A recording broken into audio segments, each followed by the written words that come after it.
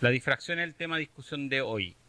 Entonces, lo primero que voy a decir es que la difracción es un fenómeno que es característico de las ondas. Es decir, solo las ondas tienen esta característica. Y por lo tanto, en el futuro, si queremos saber si algo tiene un comportamiento ondulatorio, lo que vamos a hacer van a ser experimentos de difracción. Y la difracción consiste en un fenómeno en el cual las ondas aparentemente rodean objetos, como por ejemplo una esquina o un obstáculo, o incluso son capaces de, luego de pasar por una rendija, comportarse como si fuera la rendija una fuente puntual de ondas. Voy a explicar enseguida todos estos detalles. Entonces, ¿cómo uno se da cuenta en el mundo cotidiano de que existe la difracción? Bueno, si por ejemplo estamos en la calle y alguien a la vuelta de la esquina grita o toca una bocina o lo que sea, nosotros somos capaces de escucharlo. Y somos capaces de escucharlo a pesar de que haya una pared entre medio, por ejemplo que sea un edificio, ¿no? Y que la persona haya gritado o el vehículo haya tocado la bocina a la vuelta de la esquina donde no esté visible. De alguna manera el sonido tiene la particularidad de que es capaz de doblar, entre comillas, de doblar la esquina, ¿no? Y que nos llegue a nosotros ese sonido, el que sea, el del ejemplo por ejemplo, que acabo de nombrar es una persona gritando o la bocina de un vehículo, pero puede ser cualquiera. Entonces, en este contexto, vamos a decir que esta aparente difusión de las ondas cuando pasan por los bordes o por las aberturas es lo que vamos a llamar difracción. Ahora, la difracción es solamente apreciable cuando el tamaño del objeto tiene algún tipo de relación con la longitud de onda. Es decir, si para que este fenómeno se aprecie, la longitud de onda tiene que ser o más o menos del orden de las dimensiones del objeto, o la abertura, por ejemplo, tiene que ser del orden de la longitud de onda, o algunos factores que pueden ser 100 veces el tamaño de la longitud de onda, ¿no? Hay un rango, no tiene por qué ser exactamente igual, pero sí hay un rango en el cual luego de eso el fenómeno deja de ser apreciable. Dejaría de ser apreciable. ¿No la veríamos no? Mira, te lo voy a ejemplificar de la siguiente manera. Cuando nosotros vemos a las personas en la calle o en donde sea, no vemos los efectos de la difracción de la luz. Las personas producen sombra, por ejemplo, ¿no? Y si producen sombra, significa que de alguna manera su cuerpo bloquea la luz. Entonces la luz hay una zona en la cual no pasa. En cambio acá en el caso del dibujo que está a la izquierda, o del diagrama que está a la izquierda, de alguna manera este objeto, este obstáculo, no produce prácticamente sombra, porque las ondas igual son capaces de rodearlo. Sombra en el sentido ya no luminoso, ¿no? Sino que como llevando ese equivalente de la sombra a cualquier fenómeno ondulatorio. Ahora, en particular, típicamente uno se concentra en la difracción por rendijas porque es un fenómeno bien evidente. En el caso de la imagen de la izquierda, estoy seguro que ustedes han visto esto. Si uno se parara acá en el... Bueno, si ven mi mouse, ¿no? Si uno se parara acá en el costado de la abertura, uno vería que los frentes de onda de las olas son más o menos paralelos. Pero sin embargo, cuando pasan por la abertura, cambian a ser circulares. Entonces significa que de alguna manera la rendija o esta abertura por la cual está pasando la ola hace que se comporte como si fuera una fuente puntual de ondas. Y también se observa en la luz. En el lado derecho hay una ranura acá, y en vez de que aparezca una imagen de la ranura bien definida, aparece que la luz se abre e incluso están iluminadas las paredes internas en las cuales no debería haber luz, ¿no? Bueno, eso tiene que ver también con el hecho de que la superficie refleja, ¿no? Pero acá no se ve como una figura iluminada que sea igual a la rendija, sino que la luz se abre de alguna manera. Igual como acá los rayos, los rayos, pero en realidad los frentes de onda acá antes de la rendija eran paralelos y luego son radiales desde la rendija. Ahora nos vamos a interesar en un tipo de difracción que se llama de campo lejano. Y en la de campo lejano, la, la pantalla o el lugar donde se va a reflejar, en este caso la luz, porque estamos hablando de difracción para el caso de la luz, van a estar muy muy lejos del obstáculo o la rendija o la ranura. ¿Listo? Ese tipo es el que nos va a interesar. Ahora, el experimento cuando doy esta clase físicamente, llevo el láser y vemos la difracción físicamente, ¿no? O sea, ustedes ven el equipo, ven el láser, ven dónde está la rendija y ven lo que se proyecta sobre la pantalla y es una imagen como la que se ve acá arriba. Esto de hecho es una foto que tomé de una clase. Esta foto que está acá arriba es una imagen que tomé en una clase donde la luz láser se hizo pasar por una rendija, es decir, está representando el diagrama que está arriba a la izquierda. Hay un láser, hay una rendija que es una abertura rectangular que tiene un ancho pequeño y un respecto de su largo. Y acá muy lejos está el lugar donde se proyecta, que es donde está la pantalla. Típicamente en clase esto va a ser la pizarra o el telón donde se proyecta el data o algo así. Y entonces lo que se observa es que hay un patrón de luz y oscuridad, que no es igual al patrón de luz y oscuridad de la doble rendija, donde la principal diferencia tal vez que uno podría notar es que en la zona central hay un tremendo máximo. O sea, hay una zona gorda, grande de luz. En el caso de la doble rendija eran más o menos X espaciado la separación entre los máximos. Pero efectivamente tiene una similitud en que hay zonas brillantes y zonas oscuras. Pero la principal diferencia entonces va a ser que hay un tremendo máximo central y hay otra diferencia que es el hecho de que los máximos siguientes rápidamente se disminuyen en intensidad. En esta imagen no se nota tanto porque está manipulada para que se pudieran ver estos máximos que están hacia los bordes de la imagen, porque si no, no se verían. O sea, rápidamente de verdad disminuye la intensidad y dejan de ser visibles. Entonces en esta imagen está manipulado para que se vea, para que se pueda ver. Ahora,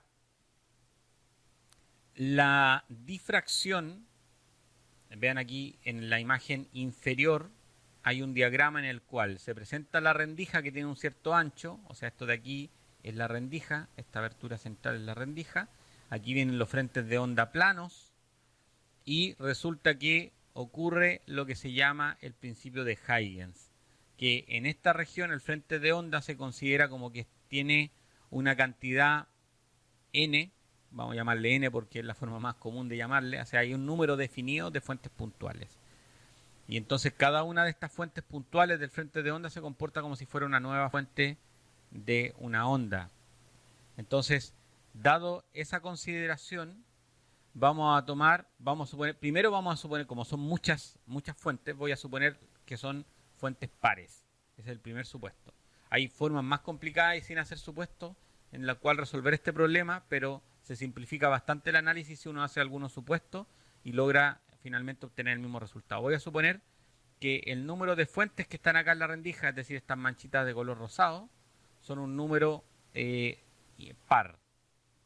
Y a su vez la línea que divide la rendija en dos me va a dividir en la mitad de las fuentes por un lado y la otra mitad por el otro. Y lo que voy a hacer es tomar la primera fuente del lado superior con la primera fuente que viene luego de la mitad. Voy a tomar esas dos. Y entonces para que en esta curva de aquí, esta curva que está de color rojo, que representa la intensidad del patrón de luz que estamos viendo acá arriba. Entonces por eso que aquí aparece una zona gorda y con una intensidad alta respecto del siguiente máximo que es bastante más bajo. Entonces estoy considerando la zona donde está ocurriendo el primer mínimo. Es decir, si acá estuviera mirando el dibujo estaría parado acá, donde estoy moviendo el puntero. ¿Listo? Entonces ese es el primer mínimo. Para que este sea un primer mínimo, lo que tiene que ocurrir es que la fuente luminosa que está representada con este rayo 3 y el rayo 4 lleguen en contrafase. Eso es lo que tiene que ocurrir para que en ese punto ocurra interferencia destructiva. Y lo mismo va a ocurrir con cada uno de los pares siguientes. O sea, si yo tomo la segunda y luego la segunda después de la mitad y así sucesivamente, todos van a cumplir la condición de que en esta zona Todos los pares de fuentes tienen que producir interferencia destructiva. Ahora, por otra parte, en la zona central, para que esta zona sea un máximo, tiene que ocurrir interferencia constructiva. Entonces, para esto voy a tomar de a pares desde los extremos hacia el centro. Entonces, tomo el primero del extremo y el último del otro extremo. Entonces, esas dos fuentes son equidistantes, entonces las ondas llegan en fase.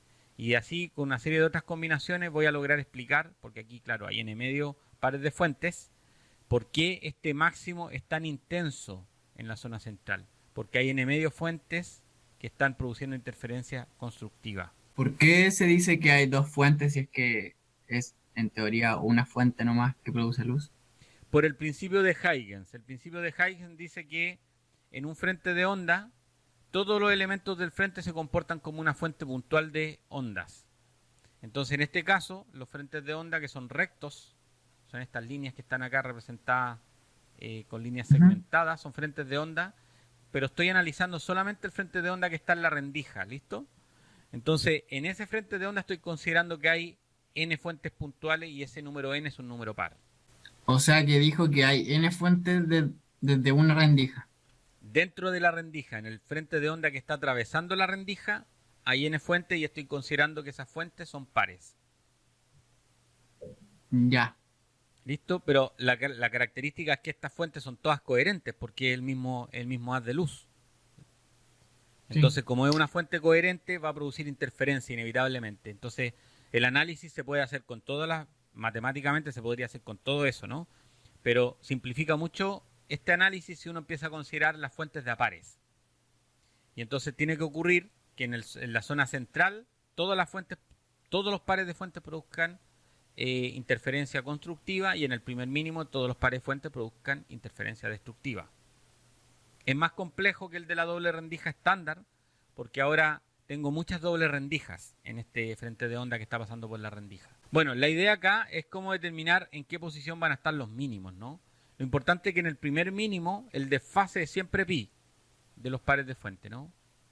Entonces en el primer mínimo siempre ese desfase es pi. En este diagrama estamos suponiendo un punto P en el primer mínimo. Esto de acá intenta representar el patrón que se observa lumínico sobre la pared. Y entonces aquí se le llamó I sub 1 a la distancia entre el centro del máximo y la posición del primer mínimo. ¿Listo? Y está aquí considerado el ancho de la rendija con la letra B. Y estoy considerando entonces para el primer mínimo la primera fuente y la primera fuente que está luego de la mitad del eje de simetría. ¿Listo? Y entonces lo considero como una doble rendija, igual como lo he hecho antes. Obviamente este dibujo no está a escala, ¿no? La distancia L es muchísimo más grande que el ancho B de la rendija. Y entonces se cumple lo que ya habíamos dicho antes, ¿no? Que tiene que ocurrir que las dos fuentes tienen que llegar para que sea un mínimo, tienen que llegar desfasadas en un ángulo pi. Ahora, el problema es un poco más complicado porque tengo n fuentes. ¿Listo? Entonces, esa suma se resuelve, por ejemplo, usando fasores. Yo lo que les voy a dar acá es el resultado de esta suma. Y recuerden que lo que uno suma es el campo eléctrico y luego lo eleva al cuadrado para obtener la intensidad, ¿no? Porque la intensidad depende del cuadrado del campo eléctrico. Y entonces se obtiene esta expresión que está acá, que es seno de teta por donde, bueno, aparece seno de teta, lo voy a llamar alfa, ¿no? Seno de alfa a este ángulo que está entre, lo que está entre paréntesis es el ángulo que le llamé alfa, ¿listo? Todo lo que está en este paréntesis alfa, entonces tengo seno de alfa partido por alfa y al cuadrado, ¿listo? Entonces, lo interesante es que cuando alfa tiende a 0, este límite se va a 1, porque el seno de teta se comporta como teta para ángulos pequeños, ¿no? Entonces ocurre algo bien interesante y es que la razón entre, aquí el ancho de la rendija está puesto con la letra A, después tengo que corregir eso, aquí está con la letra A el ancho de la rendija. Entonces lo interesante es que la razón de A sobre lambda, o el ancho de la rendija sobre la longitud de onda, dependiendo del color del láser que yo esté usando, hace que este patrón tenga un ancho diferente. ¿Listo? Si fijamos, por ejemplo, el ancho de la rendija, ocupo siempre la misma rendija, pero ilumino esa rendija con diferentes colores, el patrón no tiene el mismo ancho, es decir, la distancia entre los mínimos, voy a volver atrás al patrón, la distancia entre este primer mínimo y este otro primer mínimo no es la misma. Y como les decía, lamentablemente no tengo los equipamientos acá, no tengo un láser rojo de helioneón para mostrar esto, pero en el en la clase, cuando llevo los láseres y hago el experimento con el láser rojo y el láser verde, uno marca sobre la pared donde están los mínimos con cada láser y puede observar in situ que ese ancho no es el mismo. Acá van a tener que simplemente imaginárselo.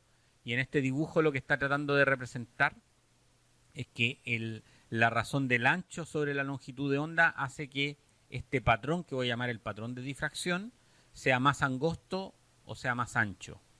A ver, tengo acá pregunta de Nicolás en el chat que me dice ¿por qué la intensidad es mayor al medio que los costados de los máximos? Ya, voy a volver atrás con el diagrama, el de acá. Mira, acá en la zona central, justo en la zona del centro de este patrón, voy a marcar aquí en el dibujo en la fotografía, supongamos que justo acá está el centro. Y este es el punto que estoy analizando acá. Es justo la zona central. En la zona central, si tengo n fuentes, n medio fuentes están produciendo interferencia constructiva. Aquí hay n medio fuentes produciendo interferencia constructiva. Pero si yo me muevo hacia la derecha, hay menos fuentes produciendo interferencia constructiva, porque las tengo que tomar siempre de a pares. Entonces el hecho de que esto disminuya hacia los lados tiene que ver justamente con el hecho de los pares que yo esté considerando acá. Para la zona media ocurre la mayor cantidad de interferencias constructivas de n medio fuentes. Pero aquí está el ángulo teta, pero este ángulo teta es exactamente el mismo análisis que hicimos la clase pasada para la interferencia de dos rendijas. Es decir, voy a usar lo que sé de interferencia para poder explicar el fenómeno de la difracción. Aquí no mostré los cálculos y tampoco el objetivo que les muestra cómo usando Fasor uno llega a este resultado. Pero sí lo que les quiero mostrar, les quiero indicar, sí, dime. En la diapositiva anterior, que era L. L es la distancia que hay entre la rendija y la pared donde se está proyectando el patrón. Gracias. La razón entre el ancho y la longitud de onda es sumamente importante. Porque vean acá, a ver, voy a usar el lápiz aquí. Aquí está marcado el máximo del verde, ahí. El segundo máximo del verde. Porque todos coinciden en el centro, ¿no? Pero el primer máximo del verde, después del máximo central, perdón, del rojo, entonces aquí vamos a poner rojo, ¿no? Y aquí voy a poner verde. No coinciden. No coinciden, estoy hablando del primer máximo después del máximo central. No coinciden. Entonces, de alguna manera, si yo pudiera poner, voy a borrar de nuevo aquí esto que acabo de escribir, voy a poner una cámara fotográfica, por ejemplo. Entonces voy a poner acá una cámara. En realidad soy tan malo para el dibujo que no creo que valga la pena que dibuje una cámara, ¿no? Pero voy a poner aquí con lápiz entonces. Voy a poner aquí cam 1 y aquí voy a poner cam 2. ¿Listo? Vamos a poner espacialmente una cámara donde llegan los máximos. Y por acá, entre medio, van a haber otros colores, ¿no? Porque, claro, aquí está el verde, el azul debería estar más a la derecha. Y así sucesivamente. Aquí solamente se ve el rojo y el verde, me parece que son los colores que aparecen más claramente. Y entonces yo pudiera poner una cámara acá y tomar una imagen del objeto en un único color. Porque claro, si ilumino la rendija con policromía, para una misma rendija la ilumino con policromía, con luz blanca, por ejemplo, lo que va a ocurrir es que va a aparecer el patrón del espectro separado. Y yo pudiera tomar ahora imágenes en cada uno de los colores componentes. Entonces estaría separando las imágenes. Y eso, si uno hace pone un instrumento para medir ahí, se llama espectroscopía. Lo voy a mostrar enseguida.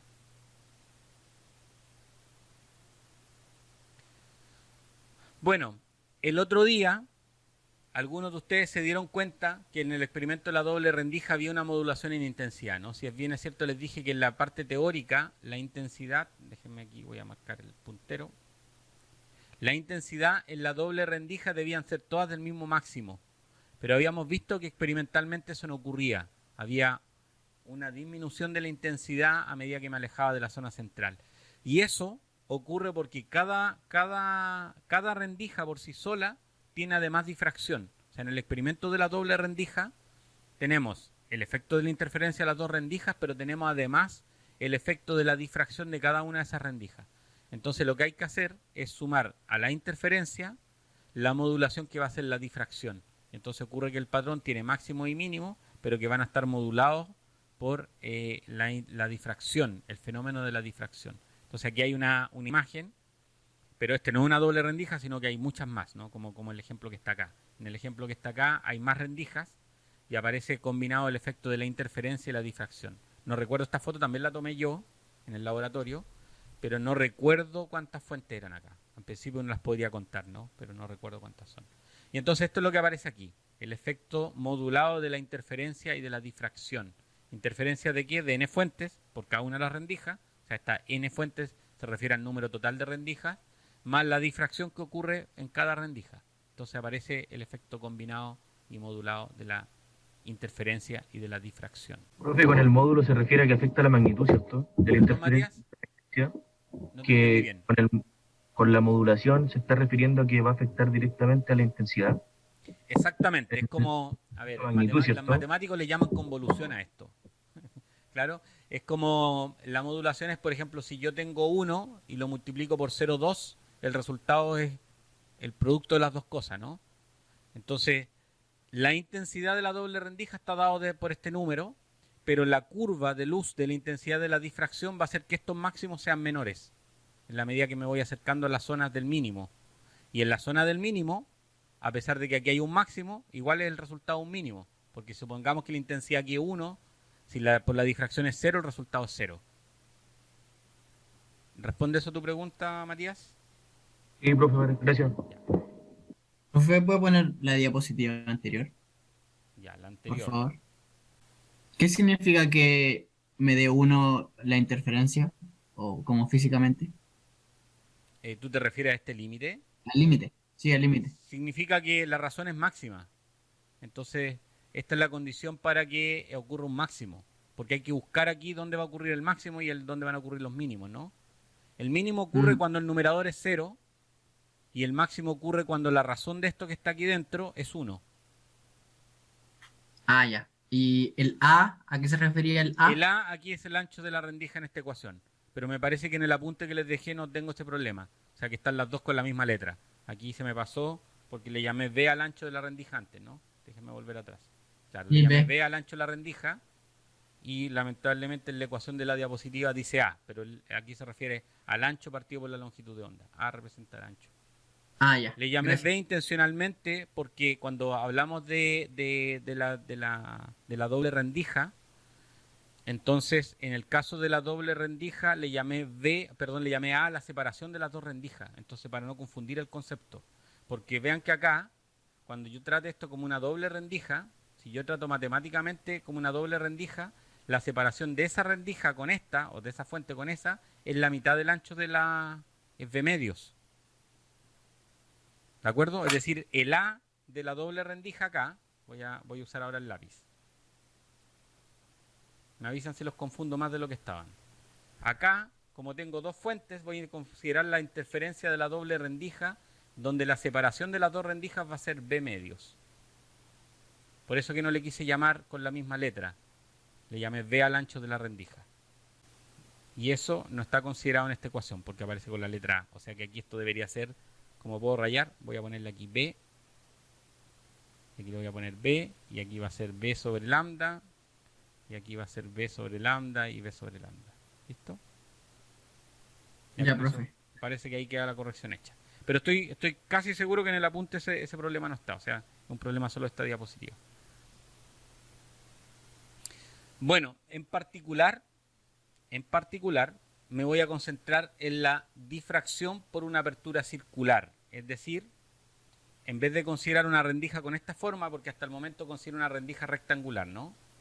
La rendija rectangular es una cosa así. Bueno, ustedes se imaginan un buen rectángulo, ¿no? Es decir, que esto tiene un ancho, a ver aquí, que es B, y una altura, no sé, L, o llamémosle H mayúscula, ¿no? H mayúscula. Entonces la condición es que H mayúscula era muchísimo mayor que el ancho, que B. Entonces esto es una rendija rectangular. Ahora voy a hacer pasar la luz por una abertura circular en vez de ser rectangular. Ya, me pregunta Fernando acá, dice entonces A igual B medio, pero reemplazó por... Ya, no, voy a volver a explicar eso, sí.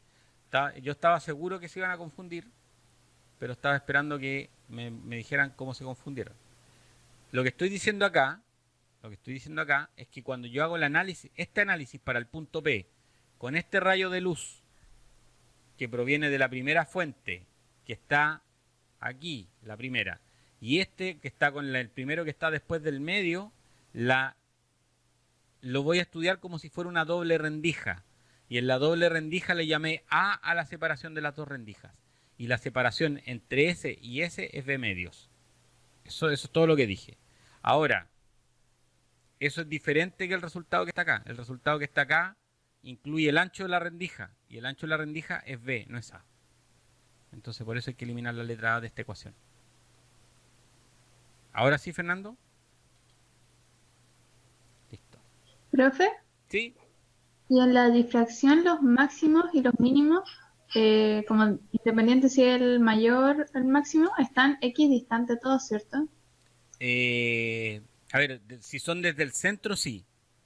Ah, ya. Es decir, a ver, déjame acá.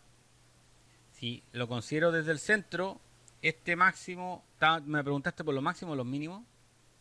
Por los máximos, en este caso. Claro, el máximo, este es equidistante al de acá, pero no necesariamente va a ser equidistante al de aquí. O sea que esa distancia no necesariamente va a ser la misma hacia los lados. Ah, ok, gracias. ¿Listo? Pero en particular lo que nos va a interesar va a ser el primer máximo y el primer mínimo. Porque, no sé si recuerdan, voy a volver atrás, voy a borrar esto y voy a volver atrás. Para recordarles algo que les dije hace un rato. Aquí. En esta foto, estos de aquí no se veían. Ups, todavía tengo el borrador. Bueno, lo voy a hacer con el puntero. En esta imagen yo la tuve que modificar porque estas tres de los bordes, estos tres máximos y estos tres de acá, no se veían. Es decir, se alcanzaba a ver a simple vista solo el primer máximo, el resto no se veían. Uno lo puede medir y después puede modificar la imagen cambiándole un poco los parámetros para que aparezcan estos de acá. Es decir, la intensidad cae rápidamente. Entonces, este de aquí, claro, que tú dices es equidistante al de acá respecto al centro. ¿Listo? No sé si eso responde a tu pregunta. Sí, profe. Ya. Ahora, les decía que me voy a interesar en la apertura circular y por una razón bien particular. Y es el hecho de que nuestro ojo es una apertura circular. Luego, creo que, claro, este semestre que no he hablado del ojo, ¿no? Pero en el ojo uno tiene una apertura circular. A ver si luego al término de la clase les muestro algunas imágenes de cómo es el ojo humano. Pero la luz entra al ojo humano por una abertura circular. Y la mayoría de los instrumentos ópticos son aberturas circulares. Un microscopio, un telescopio o unos prismáticos tienen aberturas circulares. Entonces va a aparecer el fenómeno de la difracción por una abertura circular. Entonces eso es algo que les quiero mostrar. En el caso de la abertura circular, el análisis es muy similar, pero en vez de que ocurra que yo tenga que el patrón sea un patrón que se repita hacia el lado, porque en el fondo lo que uno está viendo en el patrón de difracción es que esto se repite. Es decir, aparece la rendija central. Vamos a borrar de nuevo. Lo que uno está viendo es una imagen de la rendija reproducida muchas veces. Voy a borrar esto de aquí. Y cuando uno observa el patrón, lo que está viendo es que la rendija se repite muchas veces hacia los lados.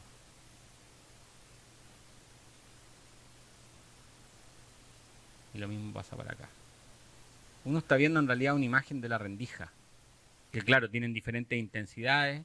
Entonces el patrón se repite en una dirección que es perpendicular a cómo está dispuesta la rendija. Si esta es la rendija y está dispuesta de esta manera, vertical, entonces el patrón se dispersa en la dirección perpendicular a cómo está orientada la rendija.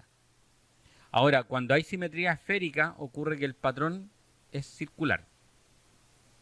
El patrón de difracción es circular. Esto lamentablemente no tengo, les voy a mostrar luego al final de la clase, si es que nos da tiempo, les voy a mostrar unas fotos que he tomado en clases de este patrón.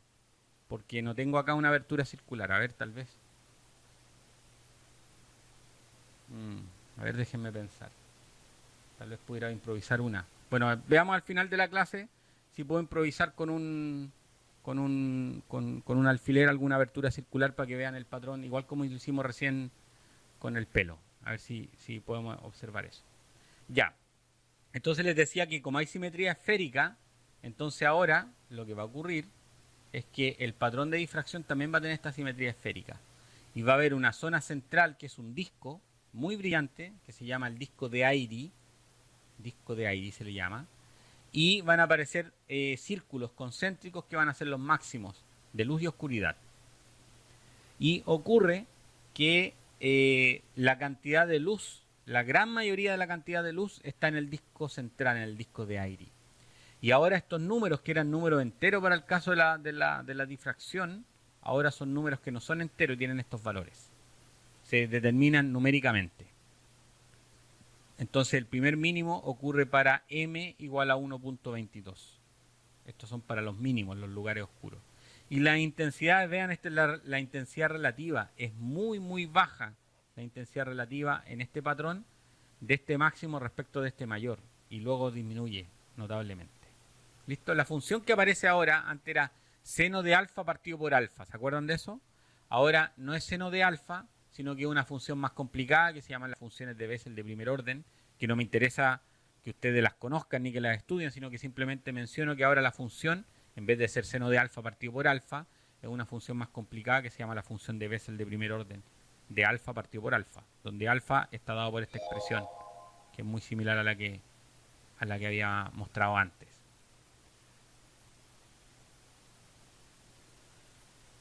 Dentro de las aplicaciones interesantes que uno puede hacer, es que ya sabíamos que cuando la luz pasa por un material transparente, los colores se separan, ¿no? El ejemplo clásico de esto es el prisma.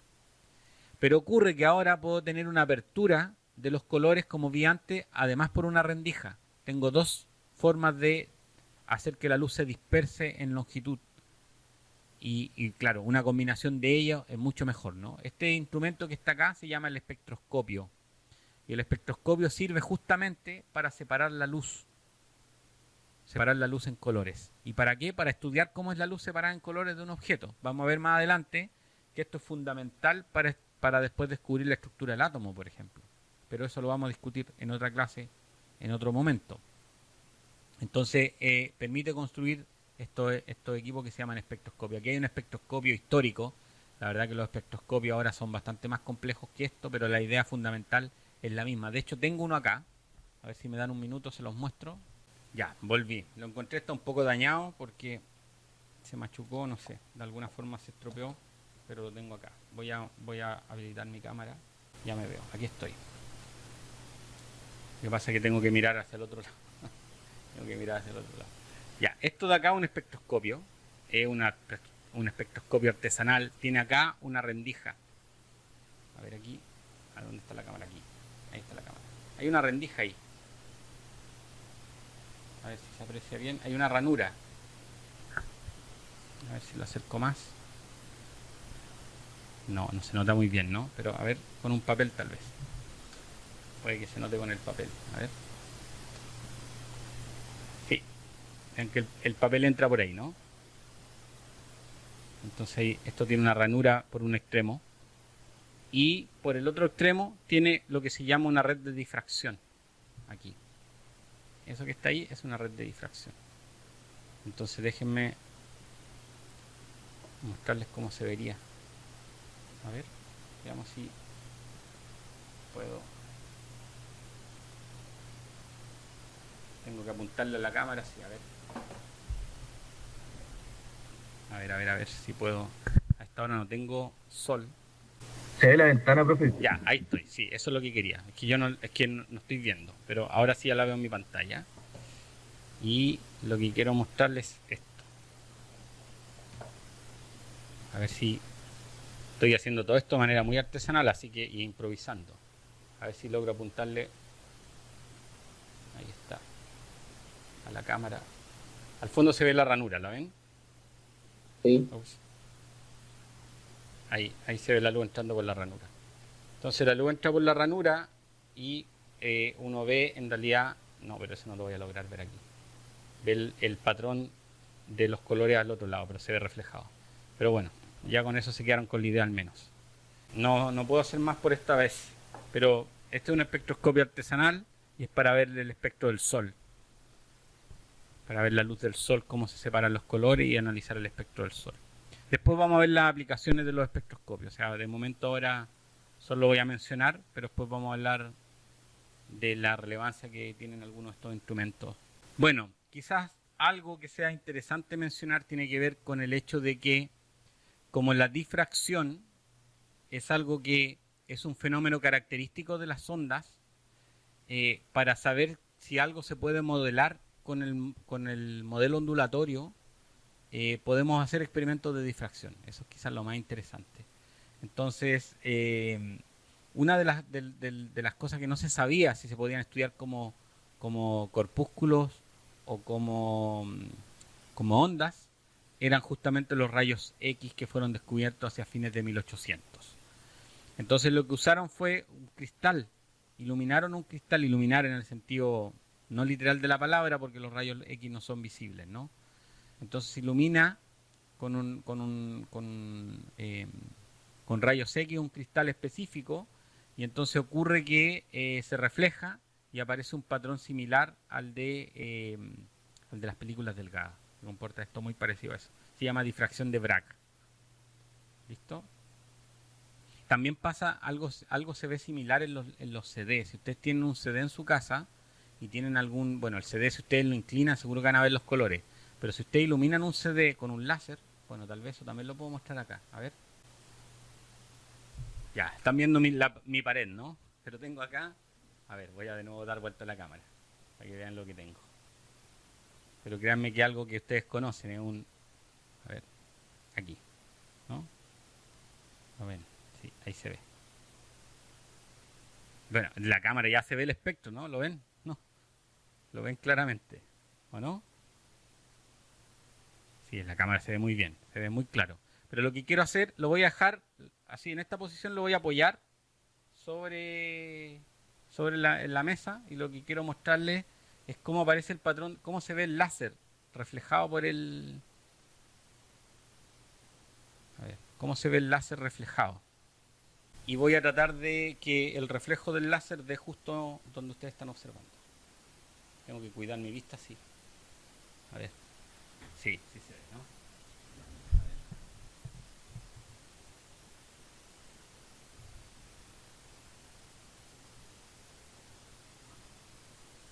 A ver.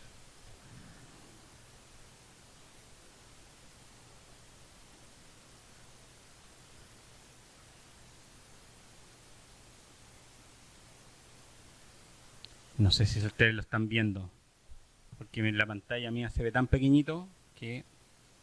¿Alcanzan a ver? Alguien que me diga lo que se ve, por favor. Se ve como un poco el patrón de interferencia. Ya, pero se ve, yo veo la imagen súper saturada, entonces si ustedes me describen lo que están viendo, sería ideal. Ustedes no lo ven, pero a ver, déjenme. Ya, me dicen que se notan máximo y mínimo. Déjenme ver si puedo de alguna manera ver mi cámara aquí. A ver, ¿cómo puedo ver mi cámara? No tengo ni idea cómo hacer que mi pantalla me muestre. Claro.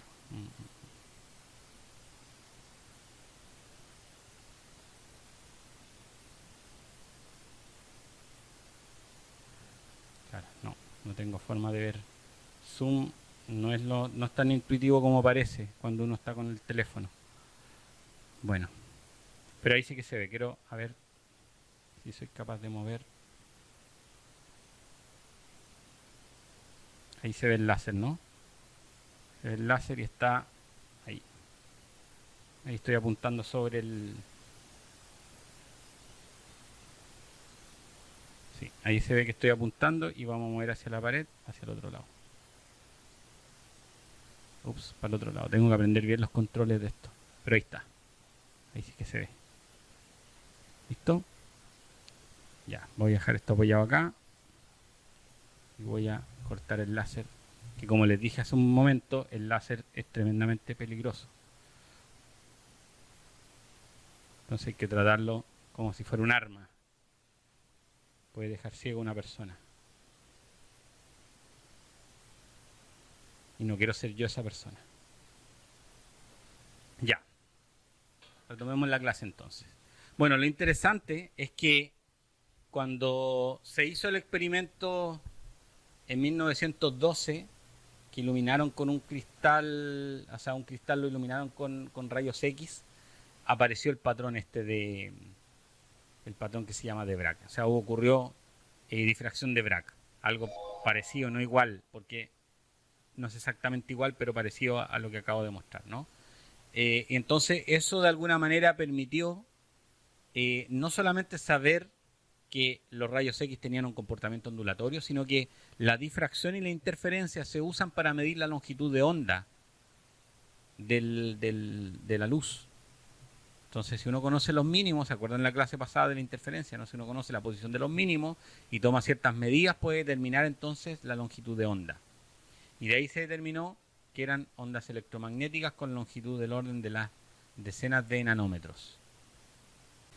Recordar entonces, vamos a usar la difracción para ver si ciertos fenómenos tienen comportamiento ondulatorio. O sea, ya hemos visto dos aplicaciones por lo menos, ¿no? La de los espectroscopios sirve para dispersar la luz, por lo tanto espectroscopio.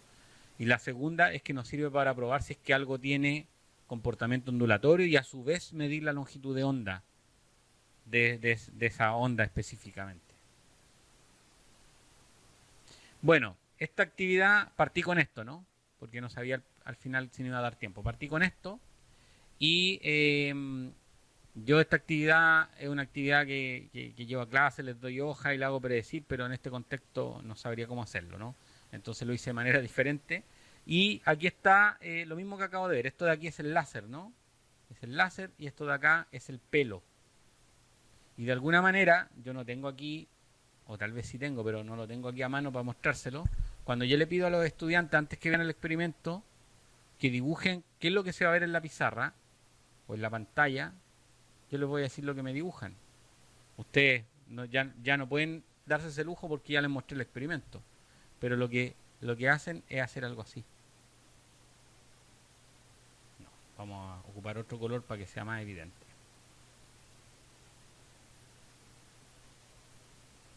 Voy a usar el color negro. No, primero el rojo. Entonces lo que hacen es dibujar una zona brillante. En este caso el láser era rojo, yo lo hice con el láser verde, que es el que tengo. Entonces muestran ahí el haz del láser, ¿no? Y al medio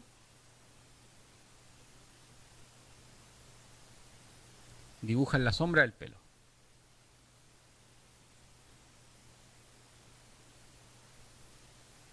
No tengo los datos acá, pero me parece que como el 80% de la gente hace algo como esto. ¿Listo? Ahora ustedes ya saben que no es lo que se observa, ¿no? ¿Vieron la sombra del pelo? No. Lo borré todo. ¿Vieron la sombra del pelo? No, no se ve la sombra del pelo, ¿no? Sino que de hecho se ve una zona manchosa y luego se ve... ¿Qué cosa se veía? Se veía como un espectro horizontal. Ya. ¿Sí? Se ve hacia los lados. Se ve, en vez de verse lo que uno espera, se ve un patrón de difracción. ¿Qué es lo que está pasando? Está pasando que la luz rodea el pelo. No aparece la sombra del pelo. Por eso que les decía al inicio que a escala humana, como la longitud de onda de la luz es tan pequeña respecto a los tamaños de escala humana, nosotros vemos los bordes de los objetos, los vemos bien definidos. Pero si no, veríamos el efecto de la difracción de la luz bordeando los objetos. Y entonces nosotros sí producimos sombra. Si nosotros nos ponemos al sol, somos capaces de producir sombra. Pero aquí el pelo no es capaz de producir sombra, porque la difracción no permite que se genere la sombra. Hay algo más que tiene que ver con la difracción y es lo que se conoce como el poder de resolución.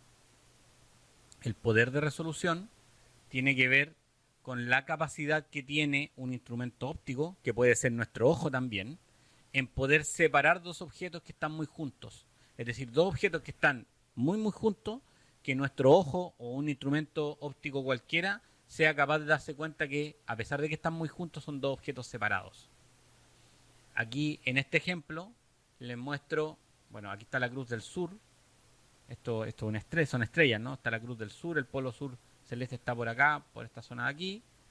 Y en el entorno de la cruz del sur hay dos estrellas brillantes que se llaman Alfa y Beta Centauri, porque lo que está acá alrededor es la constelación del Centauro. Y cuando uno mira esta estrella, que es muy brillante, por eso se llama Alfa, porque es la más brillante de la constelación, cuando la mira por un instrumento como unos prismáticos, aparece que ese objeto son dos. Es decir, lo que el ojo a simple vista ve como un único objeto, con un instrumento óptico, el instrumento es capaz de separarlo. Entonces eso que parece uno es dos. Entonces la pregunta que uno se puede hacer ahora a la inversa es ¿cómo saber si un objeto que parece uno es uno y no más de uno? Esa es una pregunta absolutamente válida y eso se llama un criterio. Vamos a aplicar un criterio que esté basado en algo objetivo, que es la difracción.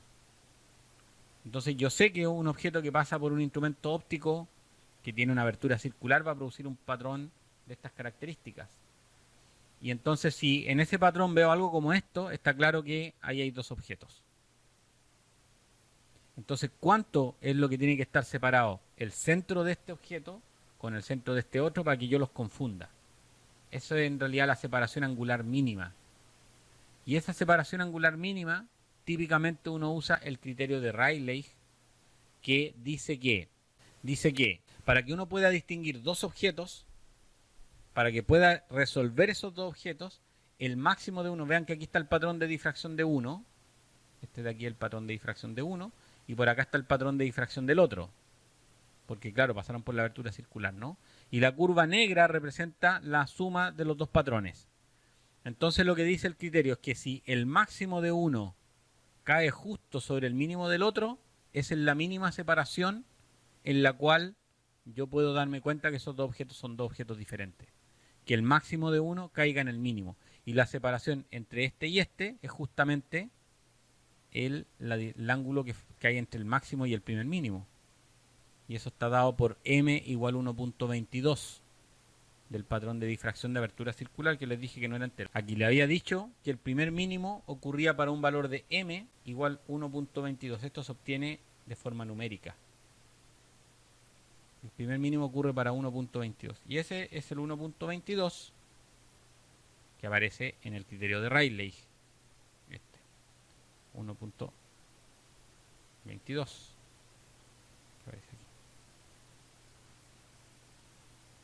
Este 1.22 de aquí está relacionado entonces con la posición del primer mínimo. Y aquí D representa el diámetro de la abertura.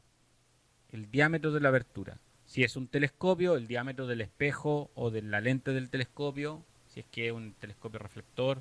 Si es un microscopio, el diámetro de la lente del microscopio. Y si es el ojo humano, el diámetro de la pupila. Ahí sí que lo ven, ¿no? Bueno, el ojo humano, tengo otra imagen ahora, pero lo que me interesa es esto, ¿no? Aquí está la pupila, que es por donde entra cuando entra la luz, por donde entra la luz al ojo. Y aquí atrás se forma una imagen.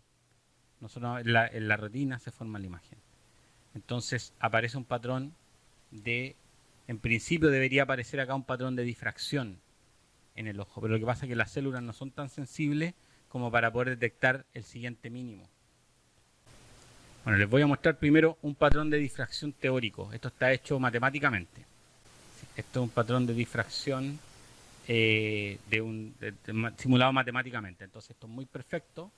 Y ustedes aquí ven el disco central y ven el primer anillo, pero el segundo no lo ven. El segundo anillo ya no, yo por lo menos no lo veo. Este es un programa que se usa en astronomía que se llama DS9. Y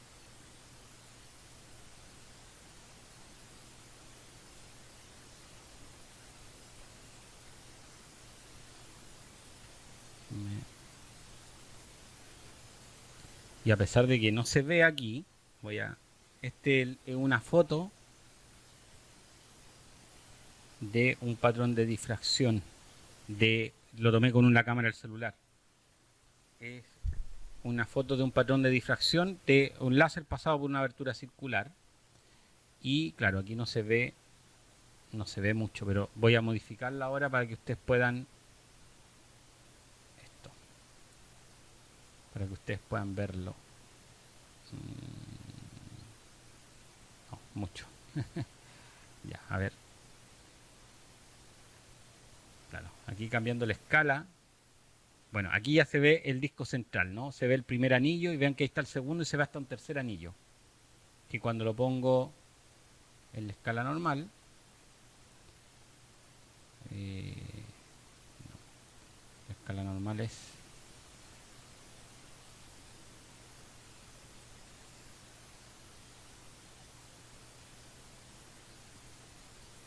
la escala normal no se alcanzan a ver, ¿no? Déjenme volver a cambiar el color. Los colores son simplemente para visualizar mejor. El color original de esto era rojo, pero ahora está en escala de grises. Y les quiero mostrar otra cosa más. Ups, no era eso. Apreté mal el... Aquí. Región, forma. Veamos si me funciona esto. La proyección. No está funcionando. Bueno, aquí me permite ver el patrón de intensidad, pero no me lo permite hacer. Creo que esta versión del programa es una que tiene un fallo. Sí. Ya, pero creo que cumplí con lo que quería.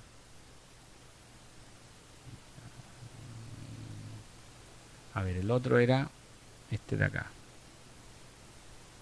Este es el que les mostré al inicio, el que está hecho matemáticamente, ¿no? Está hecho es artificial, hecho el patrón de difracción a partir de la función matemática. Y aquí se ve muy claro. Bueno, déjenme ver.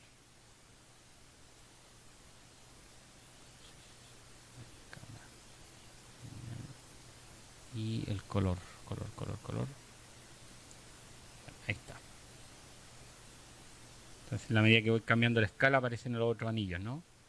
Entonces, lo que originalmente se ve es algo así.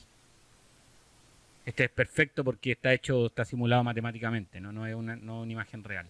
Pero claro, aquí está el disco central que tiene la mayor parte el disco de aire que tiene la mayor parte de la luz, el 84% de ello, y luego se ve con suerte el primer anillo. Y el resto de los anillos es muy difícil de ver, excepto que, claro, uno tenga un software que permita que uno pueda hacer cosas como esta, ¿no? Gracias por la paciencia, que les vaya muy bien, nos vemos la próxima semana